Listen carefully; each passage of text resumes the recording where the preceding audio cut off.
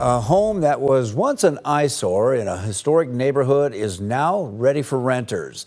In tonight's Eye on KELOLAND, Kelly Volk takes you inside the Doolittle home for an update on the major renovation.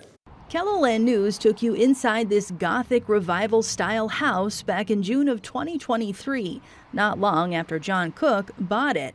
As you can see, we've stripped it down. Right now we're making sure the structure is really well intact. When Cook purchased the home nestled in the Cathedral Historic District, it needed a lot of work. Pretty rough would be an understatement. But that's not the case anymore. After about a year of construction, the project is finished. Just gave it obviously a huge update and tried to make it look like it belongs here in the historic area. Railroad engineer and Sioux Falls mayor William Doolittle bought this home in the late 1800s and lived here until the early 1900s. At some point, the Doolittle house was turned into apartments before it sat empty for many years, according to Siouxland Heritage Museums. So we were working with a fourplex when we bought it, and so we did not change the use or anything. We just simply stripped it down, tried to keep as many original features as we could, like these beautiful wood floors. There's high ceilings on each floor, mansard roof lines, which are really pretty upstairs, so it has a ton of character. The restoration team also kept this fireplace. It's no longer operable, but we wanted to keep it as one of the main features here. Tom Dickus is the project superintendent and has been restoring old homes with Cook for many years.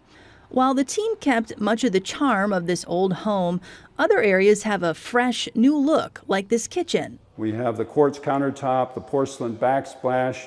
Dickus also explains how much work it took to overhaul this bathroom. In this area had to be completely rebuilt because the toilet that was in here previously had been leaking for a long period of time. The whole floor was not stable. As the two men reflect on the big project, they know it's the end of a chapter for one of them.